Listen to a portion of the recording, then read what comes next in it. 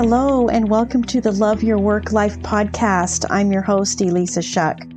Whether you're going for that next promotion, looking for a job, or making a career pivot, I'll teach you how to navigate it all so you can have the career you want.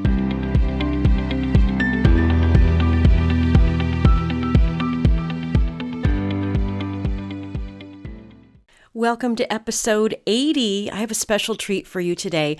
I recently did a webinar with Gated Talent, and it was all about how to use questions in your interviews to give yourself more opportunities to market yourself. I know you'll enjoy listening. Be sure to make questions part of your interview strategy and see how it goes. All right, take a listen. Enjoy. Hello, everybody. Good morning, good afternoon. This is Jan here at Gated Talent, and today we are joined by Elissa Shuck to learn all about the power of questions to market yourself in interviews. So, hi, Elissa. How are you today? Thanks for being with us. I'm doing great. Glad to be here. Fantastic. All the way from Arizona as well. Yes. So, Elissa is a workplace and career life coach. A corporate career journey includes losing a job 3 times due to corporate restructure, then transitioning industries 4 times, and then pivoting role direction 6 times and achieving 12 career promotions, including being invited to co-found a startup. And now her coaching practice and courses are helping people with the same tools and principles she used to navigate her career, surviving, thriving, and finding a sense of purpose every step of the way. So we're about to get started, but just a reminder, you can use the chat box on the side of your screen to send us questions at any time during Elissa's presentation. And then we'll have a few minutes at the end to answer your questions. So let's get started. Elissa, take it away. All right. Thank you. Marketing yourself with questions is one of my favorite things to talk about. I have a marketing background. My more recent career years have been focused on marketing and branding. And when you include some of these principles during your interviews, it's such a great way to what I would call guide the narrative in the interview. That's what you really want. You want to be able, you can't control what they're thinking about you, but you can definitely guide what they're thinking about you and give yourself more opportunities to share your value. And that happens when you ask questions. Now, as Jan mentioned, I have an eclectic career history, but it's always served me well. And I've been able to make all of these transitions and navigate disruption, whether it was thrust upon me or if I set my sights on something that I wanted for myself. And I'm a natural storyteller. So putting this together in a way that will help you include your own storytelling through asking questions is the outcome that I know we're going to have in this webinar. So first of all, asking questions during an interview might be the most underrated part of an interview. And by questions, I mean the questions you ask.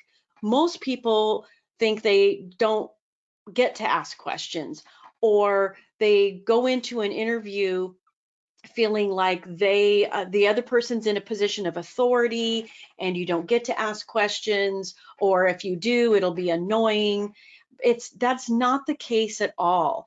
I want you to plan for it because an interview is your opportunity to evaluate the company and the role for their fit to you as much as their determination of your fit for the position and the culture. But most importantly, it's your way to uncover pain points, and in the responses that you get to your questions, give yourself additional opportunities to share your value, to market yourself. Now, the questions you ask are going to provide you with information, for sure. Very helpful. You may uncover something that gets you more excited about the role, or you may uncover something that makes it feel not as attractive, or an area that you do not want to participate in. But this is your way to showcase your skills and experience because it creates conversation. The best interviews are conversational in nature. That makes everyone involved more comfortable because it's more like real life people talking, right? We all know how to do that. We all know how to talk to someone else. And the more you can create that kind of atmosphere during an interview, the better off you're going to be. And it's the perfect way to demonstrate what it's like to work with you. That's the goal. Every recruiter, every hiring manager is looking for the aha moment. This might be the one kind of thought in their brains. So you giving them that moment as quickly as possible and through ease and certainty and conversation is that perfect way to showcase what it's like to work with you, what it would be like to have you on the team or leading a team. And questions are your way to help create more opportunities for yourself because you can't control the questions they are asking you. I've had clients say, hey, I prepared for everything and they didn't even ask me a single one of the questions I prepared for. And that's normal. And that's why you asking questions is your way of taking control and your way of showcasing more of what you bring to the table. So when and what? Do not wait until the end of the interview to ask your questions. Do your very best to ask them strategically throughout the interview. In marketing speak, this is about engaging your audience. Be a good listener. Know who you're speaking with. Maybe you've done some research, and so you know that the person you're talking to, maybe it's someone on the executive team, has done a podcast interview. Listen to it. Get a feel for who they are, and that'll help you determine the kinds of questions that you ask. When you're curious to know more or need clarification, ask. Remember, this is how normal conversations happen, right? When someone says something that's interesting, you say, oh, tell me more about that. This can happen during the interview as well. And the more you take control of that throughout, the better off you're going to be. So now I want to give you some sample questions. And I think you'll have a copy. We'll be giving them a copy of this webinar, right, Jan? Absolutely, yeah. Okay. About an hour after the end, Okay. at the end of the webinar. So you'll have the questions in here, but I'll also send Jan some follow-up documents so that there are additional questions. I've kind of picked some highlights here that you can ask, but you'll also be able to come up with your own questions simply by looking at the job description. If you need more context about something that's in the job description, one of those bullet points, then write down your question. Asking questions about context is a way for you to create a focused answer. Because if you try to determine all of the possibilities in how you answer that question, most of the time you're just going to water down your answer. It's going to be too much information. So when you need more clarification, when you need more context, ask. Now let's getting into the ones that are marketing yourself. So first of all, I love asking questions about leadership style. There are many people who I have worked with that are coming out of toxic work environments or an environment where they were micromanaged or didn't feel like they had the opportunity to do their job autonomously. And when you ask questions to uncover leadership style, this will help you determine whether or not you're getting yourself back into that kind of situation. But again, it's also your way to showcase more about you. So you could ask a question like, how do you stay engaged with what's happening on a day-to-day basis? And if the person says, well, I like to just schedule one-on-ones and meet with each of my team members once a week, and then I make myself available throughout the day. I walk around, check in, I try to keep it pretty light and casual. So when they answer with that, your response can be, oh, that's really great to know. I've always enjoyed one-on-ones. Do you have a particular agenda that you like to cover? Now you get another answer, right? Now it's conversational. And they say, well, the agenda is typically whatever, XYZ. You could say, great. One of the things I always like to cover is ROIs and KPIs for the marketing campaigns that we currently have going. I've found that when I'm managing the KPIs on a regular basis, I'm able to make pivots and tweaks. And of course, running them by my manager has always been a way to kind of validate that decision and uncover anything that might be happening. So you see what I just did there? I created conversation, but I also took the opportunity to share some of my relevant experience that is aligned with how they answered the question. Another great one. What are your favorite aspects of leading others? This will really tell you if someone is a leader, is the kind of leader you want to work for.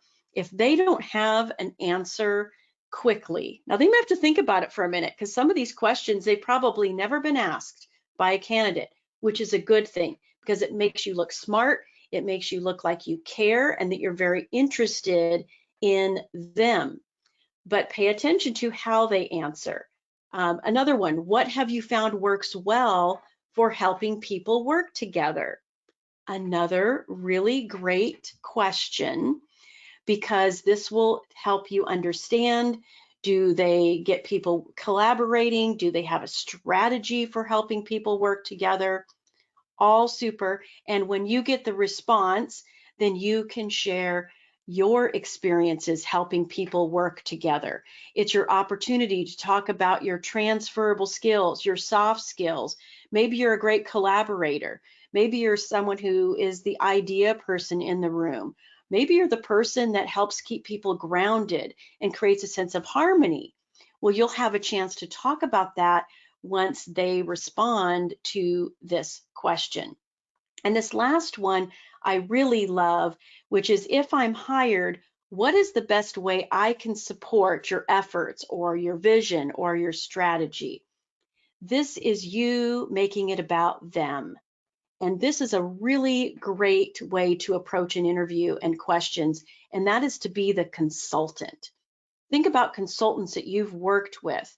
They go in, they have a lot of questions because they want to prescribe the best solution to the problem. So when you ask this kind of a question, you're really putting on the consultant hat, which again is going to be your opportunity to uncover a pain point, maybe uncover a goal or aspiration, and then talk about how you can help them achieve that or solve that. Here are some questions about team dynamic. How would you describe the personality of the team? What are your favorite ways to keep each other motivated? What was the most recent team accomplishment and how did it happen? I love this one and all of these actually for panel interviews because a lot of times the panel interview, you are interviewing leaders who are cross-functional to each other and therefore part of an executive team. Maybe you might be interviewing a team that would report to you, or maybe you would be interviewing a team that you will be on. And so asking about the most recent team accomplishment and how it happened is a phenomenal question because it gets them talking about themselves. And you'll start to see what that dynamic looks like. How do they relate to each other? Do they recognize each other's strengths? And then now you have the opportunity to learn about them and also share a similar accomplishment. You know, you might be a little concerned as to whether or not you will have something to share after you get their response. And I want to assure you, you will, because you'll be in this conversational mode.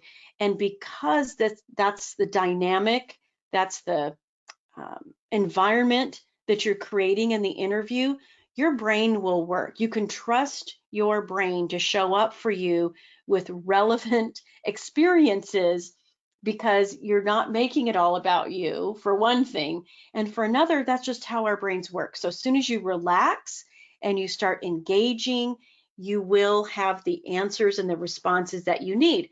And the cool thing is even if you don't, you still had the benefit of getting information and the benefit of asking a question that got them seeing you in a positive light simply because you asked. Another great one, how do the roles of this team impact each other and the company? You're thinking cross-functionally, you're thinking beyond yourself. Such a great question to ask. Another one is about sharing your value. And this, again, this is about uncovering pain points so that you can address them directly with a question like, what is an example of a recurring challenge for the person in this role? What is the most urgent result needed in this position? I love this one. Who are the people depending on this role for their success? Again, it's like the one on the previous slide. You're going big, you're thinking big picture. You realize that the things you do affect other people. And then what is the biggest goal for the team and this role? These are almost like your version of behavioral questions that you ask them. Because when you get that recurring challenge, now you can talk about how you are great in a challenge, or you work well in fast-paced environments, and you're great at handling ambiguous situations. You will find the ways to align yourself with that answer, which is just sharing more of your value and showing them that you are a great candidate. Asking questions is your way of showing your interest. Think about it. It's your way of, you can take the questions I've given you, or even any question you come up with. Basically, you are showing interest. You're being curious. It's giving you additional opportunities to share your knowledge, value, skills, and experience, and to really show up as if you are already on the job. And I encourage you to think that way. Think about it, act like the job is already yours. If you were going into a meeting with that person for a one-on-one, you wouldn't know what questions they were going to ask you a lot of times. Sometimes you may get asked to a meeting in a very last minute fashion. You know, back in the day when everybody was still in offices, you might be walking by a conference room and someone pops their head out and says, "Oh my gosh, I'm so glad you walked by. Would you pop in here? We have some questions for you. We believe that you could add some value and answer some questions that we have about." You wouldn't know who was in the room. You wouldn't know what questions were going to be asked. But my guess is you would probably walk in there very curious and maybe a little bit of butterflies, but you would have a sense of ease and certainty because you were invited to the meeting. And you would have questions that you would ask in response to the questions they ask you. This is exactly what's happening in an interview. So think of it like that. Think of it like you already have the job. What kinds of questions would you be asking to give yourself more information so that you could show up as your best self? And I was on a panel once, and one of the attendees said, "Are there any bad questions to ask in an interview?" And the panel was myself representing kind of the hiring manager seat, and there were two recruiters, and we both, we all three of us kind of paused for a moment and agreed that there aren't any bad questions. It's the energy behind the question that matters. And when you are authentically curious and you're asking from a place of curiosity, even if you use the words, "I'm really curious about this. Could you tell me more about how you use that platform, or what growth has been like in the last quarter?" These are ways to kind of ease yourself into a question, but pay attention to that energy, because if you're going in suspicious, people can feel that. When you're going in curious, they're open as well. So, questions. Jan, I think you had a few that were emailed in, so I Yes, would and love to answer those and anything else that's come up. sure.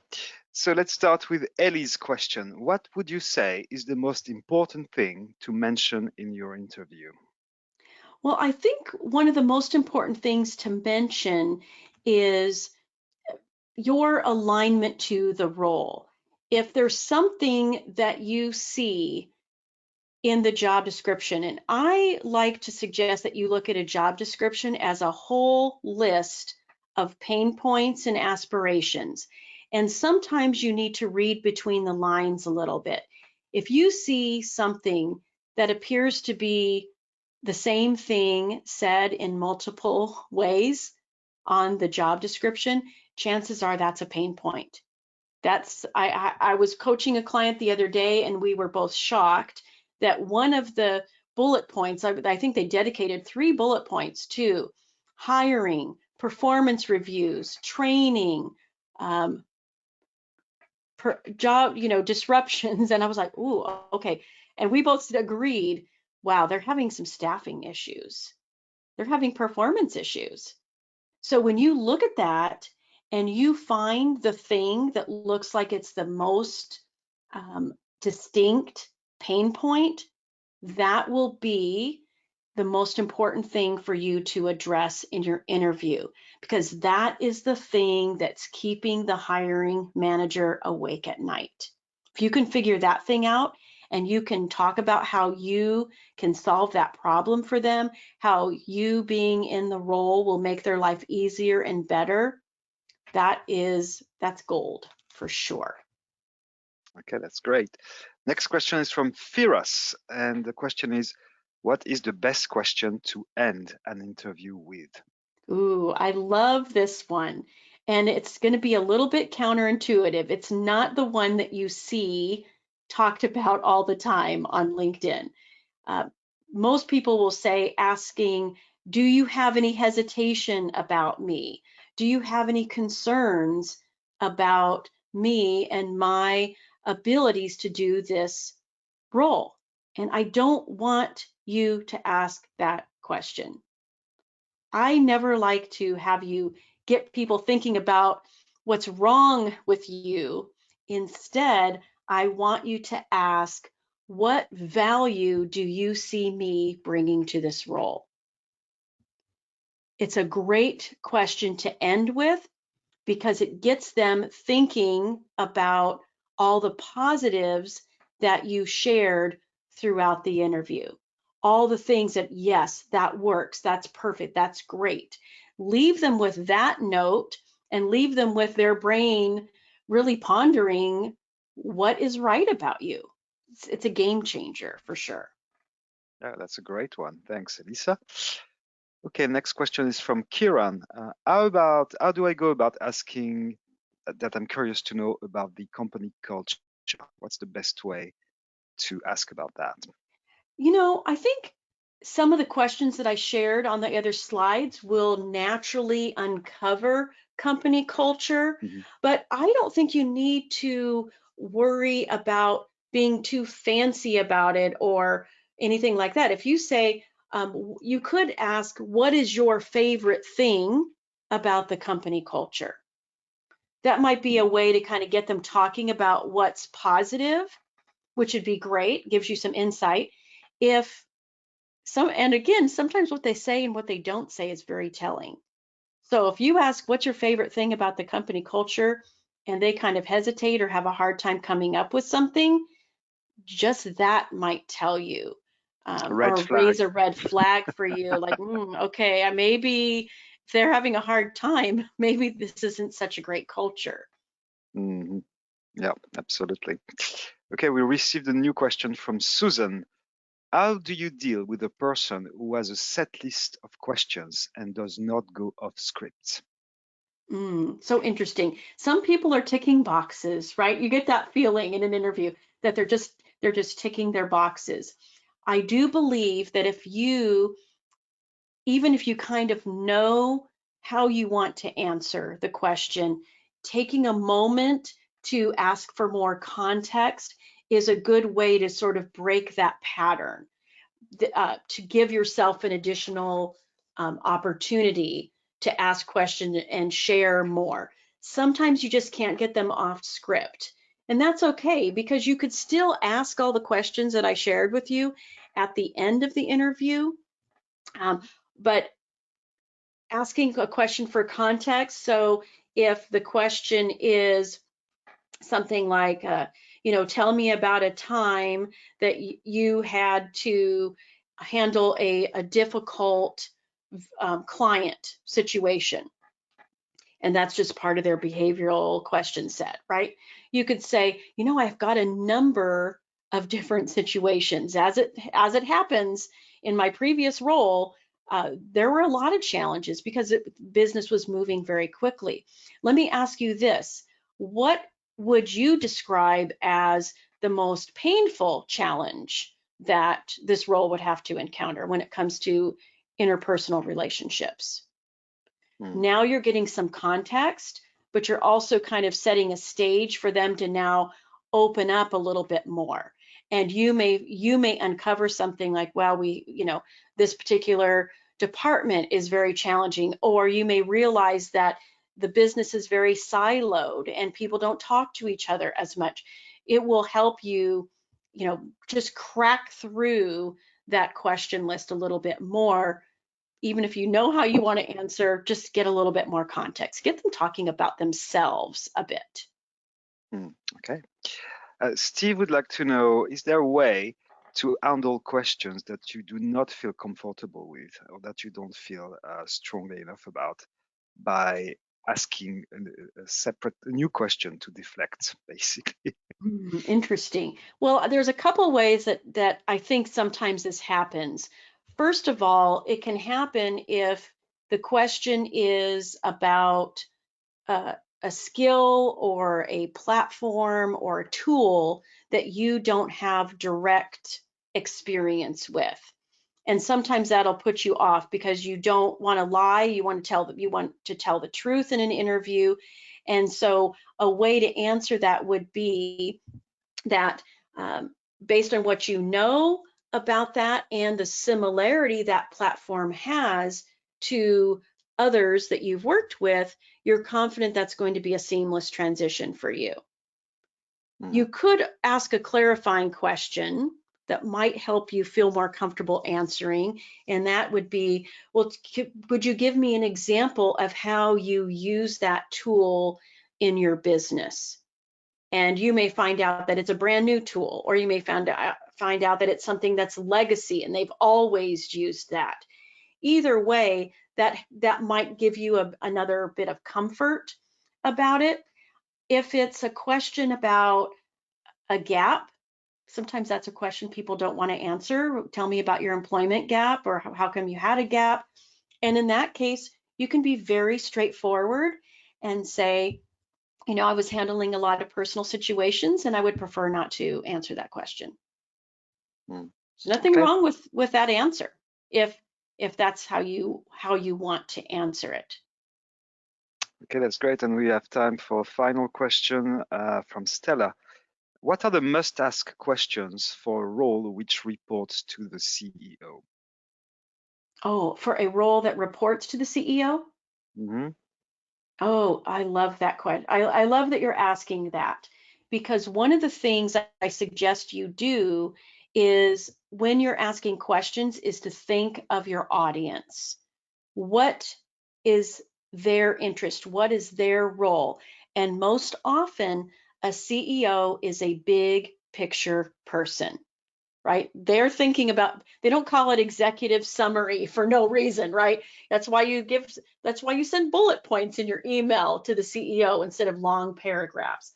So when you're interviewing with the CEO, always ask a question about, where do you see the business in 5 years? Like, that's a typical one you'll get, right? Where do you see yourself in 5 years? Ask that question of the CEO. Ask them the question, What keeps you up at night?